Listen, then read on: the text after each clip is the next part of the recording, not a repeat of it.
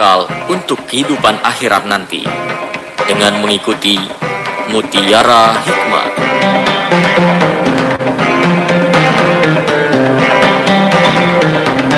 Assalamualaikum warahmatullahi wabarakatuh. Alhamdulillahirabbil alamin wala aqibatul lil muttaqin wala udwana illa 'alal zalimin. Asyhadu an la ilaha illallah wahdahu la syarika lahul malikul haqqul mubin. Wa asyhadu anna Muhammadan abduhu wa rasuluhu khatamil anbiya wal mursalin. Allahumma salli wa sallim wa barik ala Muhammadin wa ala alihi wa ashabihi wa man tabi'ahum bi ihsan ila yaumiddin, amma ba'du. Rekan data sekalian yang dirahmati Allah, alhamdulillah kita jumpa lagi dalam Mutiara Hikmah.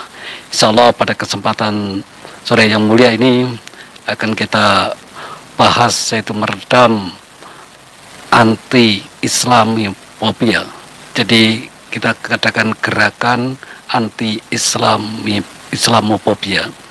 Allah Subhanahu wa taala berfirman di dalam Quran surah 9, surah Taubah ayat ke-32, A'udzubillahi minasyaitonirrajim. Yuriduna ayyutfi'u nurallahi bi afwahihim wa ya'ballahu illa ayyutimma nurahu walau karihal kafirun. Mereka ingin memadamkan cahaya Allah dengan mulut-mulut mereka, sementara Allah enggan kecuali menyempurnakan cahayanya, meski orang-orang kafir tidak menyukainya. Rekan dakta yang dirahmati Allah, ayat ini mengingatkan kita kepada bahwa musuh-musuh Islam itu tidak pernah melewatkan satupun kesempatan untuk menyerang Islam dan kaum muslimin. Mereka memendam kebencian, tak senang jika Islam berjaya dan menjadi solusi atas permasalahan umat manusia. Jadi jelas sekali bahwa mereka tidak akan rela bahwa Islam itu menjadi solusi atas permasalahan umat manusia. Sikap semacam ini selalu ditunjukkan kepada orang-orang yang tidak hanya baru lahir saat ini, tapi kebencian terhadap Islam, ketakutan terhadap Islam, atau yang dikenal dengan sebagai Islamofobia, ini ternyata sudah ada sejak zaman dahulu kala. Seperti ketakutan Fir'aun terhadap Nabi Musa, dakwah Nabi Musa alaihissalam, itu juga menunjukkan akan adanya ketakutan mereka terhadap kejayaan dinul Islam itu sendiri. Begitu pula sejak di zaman Rasulullah Muhammad SAW, selama periode Mekah, yaitu tahun 610 Masehi hingga 622 Masehi, Rasulullah SAW pun dan kaum muslimin juga menghadapi ujian, fitnah yang begitu dahsyat dari orang-orang kafir Mekah pada waktu itu, orang Quraisy. Ya, orang-orang Arab jahiliyah ketika itu melakukan penganiayaan terhadap para pengemban risalah yang dibawa oleh baginda Nabi Muhammad SAW. Sejumlah tokoh Quraisy seperti Abu Jahal dan Abu Lahab gencar membuat propaganda agar masyarakat Mekah menolak kehadiran Islam. Mereka juga memprovokasi orang-orang Mekah untuk melakukan aksi kekerasan terhadap Rasulullah Muhammad SAW dan para pengikutnya. Bahkan rekan data sekalian, beberapa sahabat menjadi korban kekerasan, kekejaman mereka. Nah, sebut saja seperti Ammar bin Yasir, Ka'bah bin Al-Aras, dan Bilal bin Rabah. Mereka ini disiksa dengan cara yang amat sadis oleh kaum kafir Mekah pada waktu itu. Rasulullah SAW sendiri juga tak luput menjadi sasaran aksi kebencian kaum kafir Quraisy pada masa itu. Dalam beberapa riwayat disebutkan bahwa Nabi SAW pernah dihina, diludahi, bahkan disakiti oleh orang-orang yang memusuhi beliau. Namun selama berada di Mekah, semua perlakuan itu dihadapi oleh Rasulullah SAW dengan penuh kesabaran. Nah, setelah Nabi SAW dan para sahabat hijrah ke Madinah, kaum kafir Quraisy Mekah ini masih saja menunjukkan sikap permusuhannya terhadap Islam.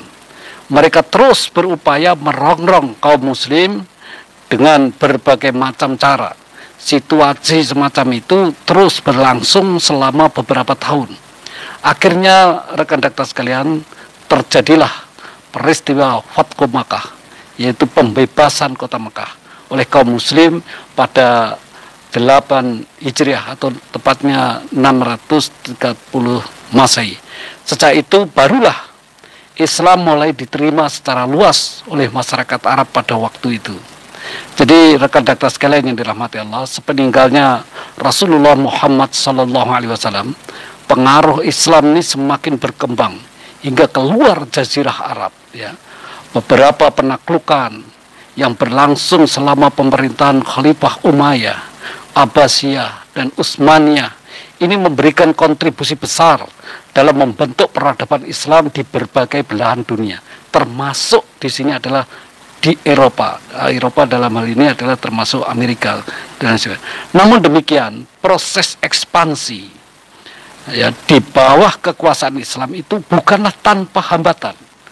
Sikap kebencian dan permusuhan yang mulai tumbuh di tengah-tengah masyarakat Barat pada waktu itu, yaitu Eropa dan Amerika, itu menjadi satu tantangan tersendiri yang dihadapi kaum muslimin selama periode tersebut. Nah, ketakutan terhadap pengaruh Islam yang semakin meluas ini mulai tertanam di kalangan masyarakat Barat pada waktu itu, yaitu dengan meletusnya untuk pertama kalinya perang salib, yaitu antara tahun 1095 sampai 1291 yang melibatkan tentara muslim dan Kristen Eropa. Nah, pada masa-masa itu kekaisaran Bizantium dan gereja Roma itu menggunakan propaganda sentimen anti-Islam ya untuk merebut Yerusalem dari tangan kaum muslim. Dan puncaknya ketika rezim Kristen Spanyol Andalusia memaksa umat Islam untuk memeluk Kristen. Jika tidak, maka mereka akan dibunuh ya. Maka jangan heran rekan dakta sekalian jika Islamofobia itu masih terus ada sampai sekarang. Beberapa waktu yang lalu ya, seorang profesor dengan beraninya melakukan tindakan rasisme dan melecehkan ajaran Islam. Yang terbaru kita lihat juga seperti yang menimpa ustadz-ustadz kita dideportasi dari negeri tetangga kita karena alasan yang dicari-cari dan tak masuk akal. Rezim negara itu pun mengidap Islamofobia. Rekan dakta yang dirahmati Allah, ingatlah bahwa siapapun tidak selayaknya takut dan benci terhadap Islam. Kenapa? Sebabnya Islam ini adalah agama mulia yang bersumber dari zat yang maha mulia, Allah Subhanahu wa Ta'ala, pencipta manusia itu sendiri ya. Islam itu membimbing manusia dengan ajarannya yang mulia, ajaran tentang kewajiban ya, kita lihat bagi muslimah kewajiban jilbab bagi muslimah misalnya. Jelas ini adalah bertujuan untuk memuliakan kaum wanita itu sendiri, bukan merendahkan mereka. Jadi Islam pun juga memberikan perlindungan kepada segenap umat manusia. Bahkan jihad fi sabilillah di dalam Islam sering dituding identik dengan terorisme gitu ya. Padahal sesungguhnya tetap meniscahayakan perlindungan kepada mereka yang tak terlibat dalam peperangan seperti perempuan, orang tua, dan anak-anak. Nabi SAW pernah bersabda dalam sebuah hadisnya diriwayatkan oleh Abu Dawud bahwa berangkatlah kalian dengan nama Allah dan di atas agama Rasulullah SAW. Janganlah kalian membunuh orang yang lanjut usia, anak kecil, dan wanita.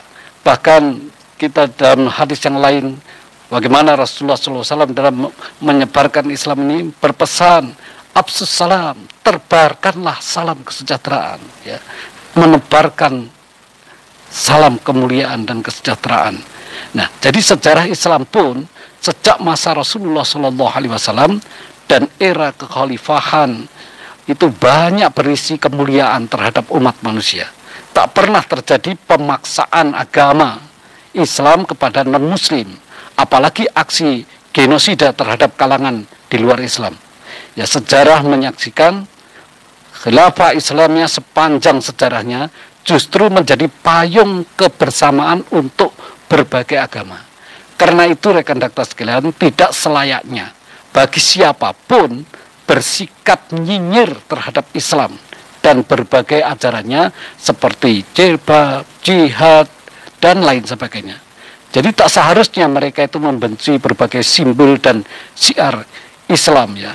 Ketahuilah rekan-rekan sekalian bahwa menonjolkan syiar-syiar Islam ini adalah wujud ketakwaan kita kepada Allah Subhanahu wa taala. Allah berfirman, "Dzalika wa may yu'azzum sa'airallahi fa innaha min taqwal qulubi." Demikianlah perintah Allah, siapa saja yang mengagungkan syiar-syiar Allah, sungguh itu timbul dari ketakwaan hati mereka. Oleh karenanya, mari kita lawan segala bentuk Islamofobia ini dengan argumentasi yang cerdas, ya, tanpa kekerasan. Sampaikan kebenaran, walaupun itu pahit, ya. Pasti Allah akan menolong hambanya yang menolong agamanya. Jadi jelas sekali bahwa gerakan Islamofobia ini harus kita lawan dengan sebaik-baiknya. Apalagi PBB juga telah mendeklarasikan pada tanggal 15 Maret 2022 tentang gerakan anti-Islamofobia. Padahal selama ini kita ketahui bahwa Barat, terutama Amerika, itu sangat-sangat membenci pada Islam. Maka arus semacam itu harus kita lawan dengan menunjukkan bahwa Islam itu adalah agama yang mencerahkan kehidupan umat manusia. Karena kita ketahui bahwa termin yang lahir karena ketakutan dan diskriminasi terhadap Islam, adanya termin tersebut seolah-olah Islam itu disudutkan dan didiskreditkan, gitu. Hal itu timbul diakibatkan kesalahpahaman mereka terhadap Islam itu sendiri. Islam itu damai dan cinta terhadap kedamaian. Terbukti hal itu merujuk pada pengertian Islam secara etimologis, yaitu yang berarti selamat atau damai dan patuh, ya. Kalau kita lihat dalam Kamus Al-Munawwir itu. Jadi masalah yang mencuat di lapangan ketika oknum yang mengatasnamakan Islam ini membawa ajaran agama tersebut dengan keras dan menyimpang, sehingga Islamofobia itu timbul menjadi produk untuk menghancurkan Islam itu sendiri. Padahal Allah Subhanahu wa taala berfirman, dan sesungguhnya di antara kami ada orang-orang yang taat dan ada pula orang-orang yang menyimpang dari kebenaran. Barang siapa yang taat, maka mereka itu benar-benar telah memilih jalan yang lurus, ya. Wa anna minnal muslimuna wa minal qasituna faman aslama wa ulaika taharrau rasyada, ya. Jadi, dan sesungguhnya di antara kami ada orang-orang yang taat dan ada pula orang-orang yang menyimpang dari kebenaran. Barang siapa yang taat, maka mereka itu benar-benar telah memilih jalan yang lurus, ya. Ayat Al-Quran ini menunjukkan, rekan-rekan sekalian, bahwa orang-orang Islam yang taat itu akan membawa maslahat bagi umat. Justru sebaliknya, jika orang-orang Islam yang ketaatannya belum maksimal, maka akan menimbulkan keresahan. Jadi orang-orang yang ketaatannya masih setengah-setengah, ini mudah dipengaruhi oleh beberapa sekte kanan atau sekte kiri, sehingga mereka akan terbawa kepada arus eksklusivitas, ya, dalam keberislaman, sehingga mereka membentuk wacana, memaksakan, dan mengkafirkan muslim yang lainnya. Dan ini seringkali dimanfaatkan oleh orang-orang yang memang benci terhadap Islam. Maka arus eksklusivitas ini tersebut yang akan menyampaikan metode dakwah yang tidak mengikuti Nabi Muhammad SAW, sampai hal tersebut menjadi pemicu konflik di masyarakat dan timbullah termin Islamofobia itu. Maka untuk meredam Islamofobia itu, seorang pendakwah, ya, ustadz dan lain sebagainya, haruslah memperhatikan kode etik dakwah Nabi Muhammad Sallallahu Alaihi Wasallam. Ya, kode etik dakwah Nabi kita Muhammad SAW itu adalah cara-cara menyampaikan ajakan atau seruan kepada orang lain atau kepada pihak-pihak yang didakwahi dengan cara Nabi Muhammad SAW itu adalah amar ma'ruf bil ma'ruf dan nahi mungkar bil ma'ruf, ya.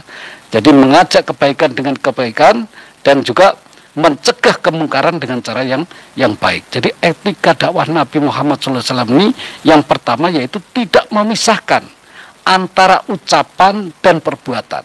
Ya, artinya rekan-rekan sekalian, apa yang beliau perintahkan, maka beliau telah terlebih dahulu mengejarkannya.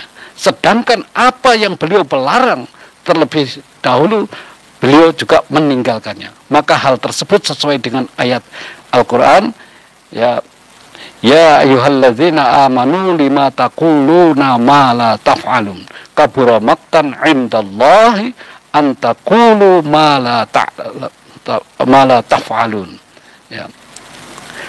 Wahai orang-orang yang beriman, kenapakah kamu mengatakan sesuatu yang tidak kamu kerjakan? Amat besarlah kebencian di sisi Allah bahwa kamu mengatakan apa-apa yang tidak kamu kerjakan. Jadi etika dakwah Nabi ini yang pertama itu, jadi belum mengajarkan untuk meredam Islam, kebencian terhadap Islamophobia itu beliau tunjukkan bahwa apa yang dikatakan itu dilaksanakan terlebih dulu, apa yang dilarang beliau cegah terlebih dulu. Jadi antara ucapan dengan perbuatan itu sinkron. Ya, ini ditunjukkan nanti hal tersebut bisa menunjukkan bahwa Islam itu adalah memang ajaran-ajaran yang membawa suatu kemuliaan dan kedamaian. Ya, etika yang kedua, ya, untuk meredam Islamophobia ini adalah kita mengikuti cara Nabi, yaitu yang kedua yaitu toleransi, ya, toleransi, tasamuh. Memang ini dianjurkan oleh Islam, tetapi dalam batas-batas tertentu dan tidak menyangkut masalah akidah, ya. Dalam masalah akidah, Islam memberikan garis yang tegas untuk tidak berkompromi, bertoleransi dan sebagainya. Jadi ketika Nabi kita Muhammad SAW masih tinggal di Mekah, ya, orang-orang musyrikin itu mencoba mengajak Nabi SAW untuk melakukan kompromi keagamaan. Nah, kata mereka, wahai Muhammad, ikutilah agama kami, kami pun akan mengikuti kamu. Kamu menyembah Tuhan-Tuhan kami selama 1 tahun. Nanti kami juga menyembah Tuhanmu 1 tahun pula. Nah, apabila ternyata agamamu yang benar, maka kami pun sudah memperoleh kebenaran tersebut. Apabila agama kami yang benar, maka kamu pun telah memperoleh kebenaran itu. Nah, mendengar ajakan ini, rekan-rekan sekalian, maka Nabi SAW berkata, saya mohon perlindungan Allah agar tidak mempersekutukannya dengan orang lain. Kemudian turunlah surah Al-Kafirun. Qul ya ayyuhal kafirun la a'budu ma ta'budun wala antum 'abiduna ma a'bud wala ana 'abidu ma abattum wala antum 'abiduna ma a'bud lakum dinukum waliyadin. Jadi sampai kepada ini surat Al-Kafirun telah turun, yang intinya bahwa orang-orang muslim tidak diperkenankan menyembah sesembahan orang-orang non-muslim. Sedangkan orang-orang yang di luar Islam tidak perlu dia menyembah sesembahan orang-orang muslim. Jadi bagimu agamamu, bagiku agamaku. Jadi etika ini jelas sekali. Tasamuh, toleransi, tapi dalam batas-batas tertentu. Nah, ini untuk meredam suatu kebencian terhadap Islam. Karena kalau kita seperti yang kami sampaikan di awal tadi, di masa Rasulullah SAW sendiri, beliau itu telah mendapatkan kebencian yang luar biasa. Termasuk tokohnya sendiri adalah pamannya sendiri, yang mana itu kebenciannya terhadap Islam luar biasa pada kayak itu, ketakutan untuk menerima ajaran Islam itu. Nah, tapi Rasulullah hadapi dengan sabar. Dia tunjukkan akan kemuliaan ajaran Islam itu sendiri. Nah, dengan demikian akan menjadi reda. Nah, yang ketiga, rekan-rekan sekalian, etika dakwah Nabi yang ketiga yang perlu kita contoh dalam meredam Islamophobia ini, yaitu tidak mencerca sesembahan lawan. Ya. Artinya biarlah orang-orang non-muslim menyembah sesembahannya, asalkan tidak mengganggu muslim. Ya. Hal ini senapas dengan apa yang difirmankan oleh Allah Subhanahu wa taala di dalam Quran, ya. Dan janganlah kamu memaki sesembahan yang mereka sembah selain Allah Subhanahu wa taala. Karena mereka nanti akan memaki Allah dengan melampaui batas tanpa pengetahuan. Wala tasubbu ladzina yad'una min dunillahi fayasubullahu adwan bighairi ilmin. Ya. Jadi mereka nanti akan memaki Allah Subhanahu wa taala sendiri. Maka kita dilarang oleh Allah untuk memaki sesembahan mereka. Ya. Karena mereka nanti akan memaki Allah dengan melampaui batas tanpa pengetahuan. Ya, ini kan sudah banyak kita dengar ya dari orang-orang yang benci terhadap Islam itu sendiri. Itu kan sering dengan mulut-mulut mereka akan memadamkan cahaya Allah, tetapi mereka tidak akan bisa memadamkan cahaya Allah, bahkan Allah enggan, dan Allah justru memancarkan cahayanya. Ya, dengan demikian, karena itulah rekan-rekan sekalian, etika dakwah yang disampaikan, yang diajarkan oleh Rasulullah SAW ini hendaknya kita contoh dan kita tiru untuk meredam gerakan Islamophobia itu. Ya, kita anti tentu dengan Islamophobia, tapi dengan cara-cara kita menunjukkan kemuliaan ajaran Islam dengan sebaik-baiknya, agar mereka tahu bahwa apa yang dilakukan itu adalah tidak benar, membenci terhadap Islam. Maka kita sangat mendukung sekali dengan deklarasi PBB tanggal 15 Maret 2022 kemarin, yaitu tentang gerakan anti Islamophobia. Bagaimana rekan-rekan sekalian etika dakwah Rasulullah SAW selanjutnya, kita ikuti setelah yang berikut ini. Dakta Radio, bijak dan cerdas. Dakta Radio, bijak dan cerdas.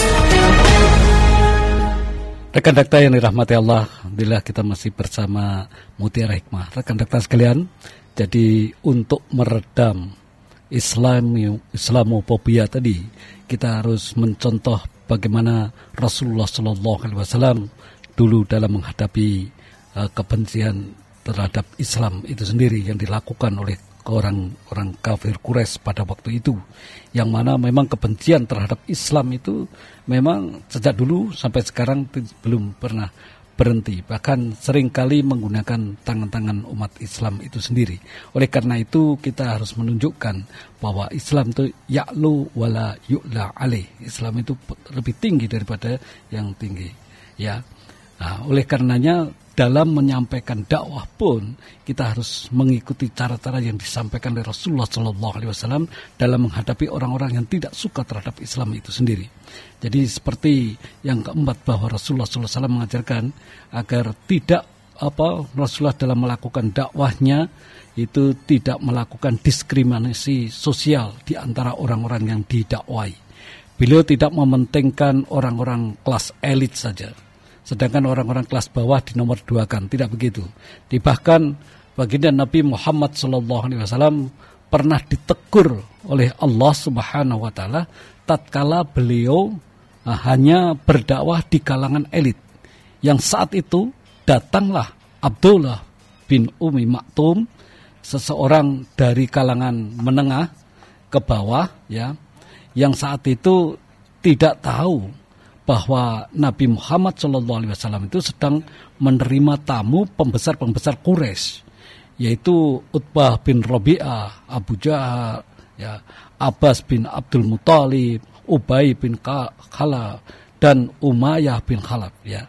Abdullah bin Maktum yang saat itu bertanya berkali-kali kepada Rasulullah SAW. Namun Nabi SAW tidak merespon gitu, memberikan respon atau jawaban atas pertanyaan tersebut. Akhirnya Nabi Muhammad SAW merasa kesal, mukanya cemberut gitu ya, dan berpaling, tidak mau melayaninya, dan hanya melayani pembesar-pembesar Quraisy pada waktu itu. Nah, sikap Nabi ini langsung ditegur oleh Allah Subhanahu wa taala, ya, bahwa dia bermuka masam dan berpaling karena datang seorang buta datang kepadanya. Ini diabadikan oleh Allah di dalam Quran, surah apa yang kita kenal dengan surah Abasa wa tawalla an ja'ahul a'ma. Ya. Dia Muhammad bermuka masam dan berpaling karena telah datang seorang buta kepadanya. Maka rekan dakta sekalian, sejak saat itu apabila Abdullah bin Maktum itu menghadap Nabi Muhammad SAW, beliau selalu menyambut dan menghormatinya, seraya berkata, "Selamat datang wahai orang-orang yang telah menyebabkan diriku ditegur oleh Allah Subhanahu wa taala." Jadi itulah etika Nabi, tidak membedakan antara kaum elit dengan kaum bawahan. Jadi tidak melakukan diskriminasi, tetapi semuanya dijelaskan tentang ajaran Islam itu sendiri. Maka kalau kita berdakwah dalam menghadapi Islamofobia ini sebenarnya ya merupakan makar mereka ya, tapi makar Allah itu lebih dahsyat lagi gitu ya. Nah, ini terbukti di belahan bumi di mana termasuk di Amerika, Australia, ada teman-teman kita yang berdakwah di sana itu justru menunjukkan ya, dia tidak memerangi dengan kekerasan terhadap kebencian Islam itu, tapi justru dia melakukan dengan dakwah, memasang bahkan dipasang iklan besar-besaran. Barang siapa yang ingin mengetahui tentang Islam, maka datanglah ke tempat kami. Nah, ternyata itu dilakukan oleh teman kita yang dari Indonesia yang pada di Australia sana. Itu ternyata alhamdulillah banyak orang yang tadinya tidak tahu dengan Islam, akhirnya dia konsultasi, tanya apa sih sebenarnya Islam, kok dikatakan radikal, dikatakan teroris dan lain sebagainya. Nah, maka dia buka iklan sebesar-besarnya, ya, siapa yang ingin tahu Islam, datanglah kepada kami. Akhirnya dijelaskan apa itu Islam yang sebenarnya. Akhirnya benar-benar tidak sedikit dari kalangan mereka yang mendapatkan pencerahan dan masuk Islam itu sendiri, dan masuk Islam karena tergentak hatinya bahwa Islam itu ternyata bukan seperti yang dia lihat atas sebagian segelintir perbuatan umat Islam yang kadang-kala memang merugikan Islam itu sendiri. Ya, seringkali yang munculkan kebencian itu adalah hal-hal semacam itu, ya. Maka kita harus menyampaikan dakwah ini seperti apa yang telah dilakukan oleh Rasulullah SAW. Yang selanjutnya rekan data sekalian, yaitu Rasulullah itu tidak pernah memungut imbalan dari dakwahnya. Ini satu hal yang penting dalam dakwah Nabi Muhammad SAW dan nabi-nabi sebelumnya. Beliau tidak pernah memungut imbalan dari pihak-pihak yang didakwai. Beliau hanya mengharapkan imbalan dari Allah Subhanahu wa taala. Sebagaimana Allah berfirman, katakanlah, upah apapun yang aku minta kepadamu, maka hal itu untuk kamu, karena aku tidak minta upah apapun kepadamu. Upahku hanyalah dari Allah. Dia mengetahui segala sesuatu. Quran surah Saba ayat 74. Nah, melihat kenyataan hari ini menjadi sangat penting untuk terus menyebarkan metode dakwah yang sesuai dengan ajaran Nabi kita Muhammad Sallallahu Alaihi Wasallam.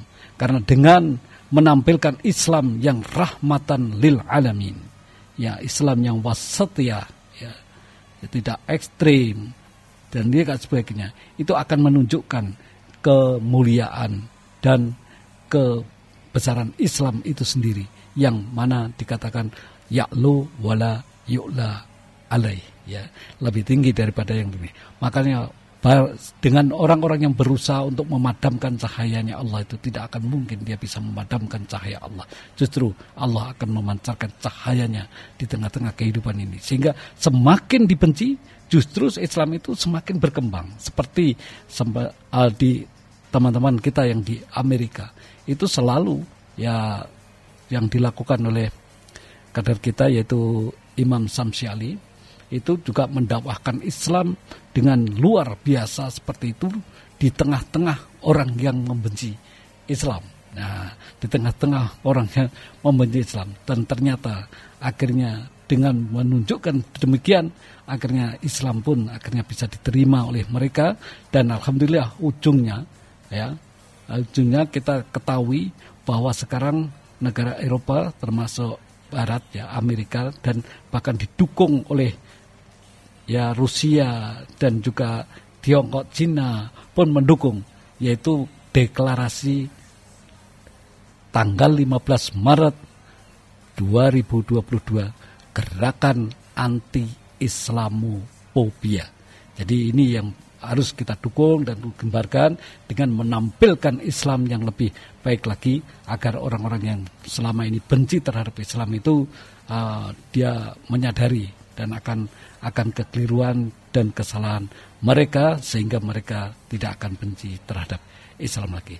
Rekan data sekalian bisa berpartisipasi dalam mengirim pertanyaan atau apa ya ke 0815 11 107 107. Dan ini ada masuk dari Bu Darmi di Mustika Jaya. Ustaz, bagaimana umat muslim di Indonesia dalam menyikapi Islamofobia tadi? Nah, Darmi, jadi sebagaimana saya sampaikan di awal tadi, bahwa untuk menyikapi itu Islamofobia ini kita tidak melawannya dengan kekerasan atau ini, tapi kita tunjukkan bahwa ajaran Islam itu adalah ajaran yang paripurna, ajaran yang sempurna, yang mana membawa suatu kemaslahatan baik untuk di dunia maupun di alam akhirat kelak. Ya, jadi cara menyikapinya ya kita menunjukkan bahwa Islam itu adalah ajaran-ajaran yang baik, ajaran yang mulia gitu ya. Dengan sikap kita yaitu mengamalkan ajaran Islam itu sendiri secara komprehensif. Dengan demikian mereka ini akan nanti tahu ya, seperti karena Islam dituduh rasisme dan lain sebagainya. Ya, Islam dituduh tidak menghargai wanita dan lain sebagainya. Kita tunjukkan bahwa Islam itu sangat-sangat menjunjung tinggi menghargai wanita gitu ya, menghargai perempuan, yaitu ajaran seperti menutup aurat ya. Itu sebenarnya kan untuk melindungi wanita itu sendiri. Itu menunjukkan bahwa Islam itu ajaran wanita. Maka disinilah dengan kita menyikapinya dengan menunjukkan bahwa ajaran Islam itu ajaran yang mulia, maka dengan sendirinya orang itu akan ya nanti bersikapnya berbeda nanti dengan Islam. Karena kalau kita lihat di Indonesia ini, gerakan Islamofobia ini sudah sejak dulu ada, dan pada akhir-akhir ini malah semakin banyak sekali gitu ya. Karena kesalahpahamnya atau memang karena kebencian atau ketakutan. Kalau Islam itu tegak, ajaran Islam itu baik, tegak, maka ya ini ada beberapa unsur ya. Ada unsur politik, ada unsur ada unsur bisnis pula ya, sehingga dia menunjukkan kebenciannya terhadap Islam itu, ketakutannya terhadap Islam karena itu mungkin bisnisnya terganggu dan lain sebagainya. Dia akhirnya memakai tangan-tangan umat Islam sendiri untuk ini. Kita lihat banyak ucapan-ucapan dari mulut-mulut para orang yang benci terhadap Islam di Indonesia ini kan luar biasa. Nah, kita tunjukkan bahwa Islam itu tidak seperti itu gitu. Nah, ini sesuai dengan pertanyaan juga Pak Hendri di Bekasi. Islamofobia juga dilakukan di instansi negara dengan dalih kebangsaan. Ya, gimana tanggapannya? Ya, memang banyak. Akhir-akhir ini kita juga lihat adanya si propaganda dengan permainan kata-kata seperti yang saya sampaikan minggu yang lalu ya, yaitu bagaimana mereka membuat propaganda bahkan akan menghilangkan istilah-istilah dalam Islam itu ya, dalam Islam itu sendiri. Itu memang ada beberapa instansi yang memang ya dengan dalih toleransi dan kebangsaan dan lain sebagainya itu dia. Padahal Islam ini sangat menjunjung tinggi adanya toleransi ya. Islam ini sangat menjunjung tinggi adanya kebersamaan dan lain sebagainya. Maka di sini jelas sekali bahwa memang itu ya tadi seperti saya katakan, ada karena unsur politik, ada karena unsur bisnis, yang mana dia selalu menunjukkan kebenciannya terhadap Islam itu sendiri. Maka tanggapan kita ya kita tunjukkan bahwa Islam itu tidak demikian, seperti Islam dituduh radikal dan istilah-istilah yang lainnya seperti terorisme. Mana ada Islam itu mengajarkan untuk kekerasan? Tidak ada Islam mengajarkan untuk kekerasan. Kita bahkan terhadap binatang saja kita disuruh menyayangi dan lain sebagainya. Dan tapi memang kita tidak kompromi dalam hal akidah ya. Nah, kalau dalam akidah jelas sekali. Nah, ini juga dari Pak Wahyu, Islamofobia juga ada di negara lain seperti kemarin di India. Bagaimana umat Islam bersikap? Jelas sekali ini memang yang terakhir ini memang di India itu yang dinyatakan oleh salah seorang pimpinan mereka, yaitu tentang melecehkan ajaran Nabi Muhammad SAW, bahkan menuduh Nabi Muhammad ya dianggap orang yang tidak benar lah begitu. Ini kita tunjukkan. Itu jelas kita tidak rela dengan itu. Ya tentu karena ini berkaitan dengan ini, ya kita bisa saja melakukan sikap kita ini memprotes dengan keras kepada mereka itu, dan itu sudah ditunjukkan ya, bahkan negara-negara Islam juga sudah menunjukkan itu, karena itu termasuk tidak hanya kebencian terhadap Islam, bahkan justru melecehkan Nabi Muhammad SAW. Dan sebenarnya orang-orang yang melecehkan Nabi Muhammad itu ya sudah sejak dulu, memang di masa Nabi itu sudah ada gitu ya, sampai ini yaitu bibit-bibit semacam itu jelas masih ada. Nah, bagaimana kita melawannya, yang bersikapnya ya tentu di samping kita memprotes secara secara hukum, kita juga menunjukkan ya. Tapi jangan sampai membalas penghinaan lagi, karena itu dilarang oleh Allah Subhanahu wa Ta'ala. Jadi kita jangan membalas untuk mengejek Tuhan-Tuhan mereka atau keberagaman mereka, tetapi kita tunjukkan bahwa Islam itu tidak seperti apa yang dikatakan itu. Nah, yaitu kita bisa melayangkan juga kepada melawan juga dengan dasar deklarasi PBB tadi, untuk melawan mereka ini yang masih benci atau terhadap kebenciannya atau ketakutan terhadap Islam sampai melakukan suatu penghinaan. Ini kita bisa menuntut mereka dalam hal itu, dan ini kita sudah lakukan aksi itu ya, kita umat Islam dengan aksi ke kedutaan India mengecam atas sikap yang dilakukan oleh salah satu pemimpin India yang melecehkan dan menghina kepada Nabi Muhammad SAW. Ya. Nah, yang terakhir yaitu dari Pak Adam di situ, Islamofobia juga seringkali dilakukan oleh umat Islam sendiri. Bagaimana menyatukan umat tersebut. Jadi, ini yang menjadi PR kita yang sangat berat. Seringkali mereka yang benci terhadap Islam itu justru memakai tangan umat Islam itu sendiri. Nah, oleh karena itu bagaimana kita melawan hal semacam itu, menjelaskan itu, dan bagaimana kita menyatukan umat ini agar ukhuwah Islamiyah itu, yaitu pertama ya umat Islam itu bisa satu kalau satu sama lainnya saling mengenal dan saling memahami ya, tafahum. tafahum, saling memahami antara kelompok umat Islam satu dengan yang lainnya. Tapi seringkali yang dilakukan bukan dilakukan oleh kelompok, kadangkala dilakukan oleh person-person umat Islam yang mana mereka bisa dibayar oleh orang lain tapi dengan sikap menjadi, atau banyak sekali juga yang dilakukan oleh orang yang murtadin dan lain sebagainya. Nah, menyatukannya yaitu tadi, kita harus saling memahami antara satu kelompok umat Islam dengan kelompok umat Islam lainnya, memahami, mengenal mereka, ya, saling ta'aruf, saling mengenalkan diri, apa visi dan apa gerakan mereka dan lain sebagainya. Tidak saling mendiskreditkan. Juga yang lebih ini tasamuh, ya, saling tafahum, tasamuh, ya, itu dengan kalau kita terapkan, ya, meskipun kita berbeda tetapi satu.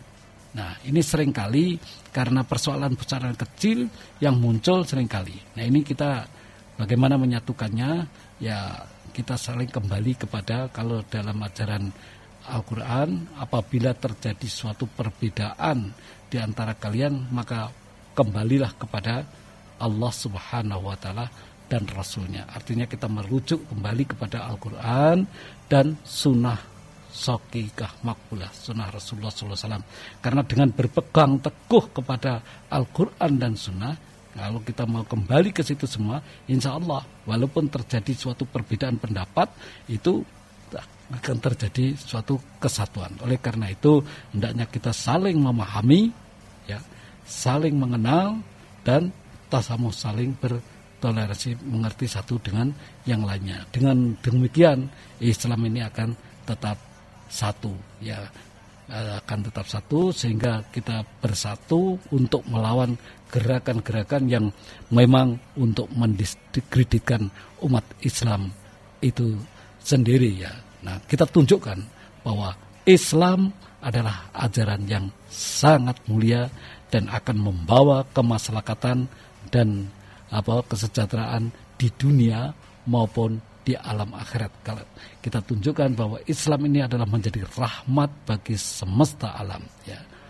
Wa ma arsalnaka illa rahmatan lil alamin. Nah, ini yang harus kita tunjukkan dan kemukakan. Kita jawab gerakan Islam Muhammadiyah itu dengan kita redam, dengan menunjukkan ajaran Islam yang lebih sempurna dan lebih komprehensif, yang bisa menjawab ke dalam kehidupan, problem kehidupan di dunia hingga di alam akhirat kelak. Ini saja barangkali rekan dakta yang dirahmati Allah, kita sudah berada di penghujung acara. Mudah-mudahan kita semuanya selalu diberikan kekuatan dan kemampuan oleh Allah Subhanahu wa Ta'ala untuk dapat selalu mengingat Allah Subhanahu wa Ta'ala dimanapun kita berada, dan juga mensyukuri atas segala nikmatnya dan mengabdi kepada Allah dengan sebaik-baiknya, dan kita mampu pula mendakwahkan Islam yang rahmatan lil alamin. Kita akhiri dengan doa kafaratul majlis. Subhanakallahumma wa bihamdika asyhadu an la ilaha illa anta astaghfiruka wa atubu ilaik. Assalamualaikum warahmatullahi wabarakatuh.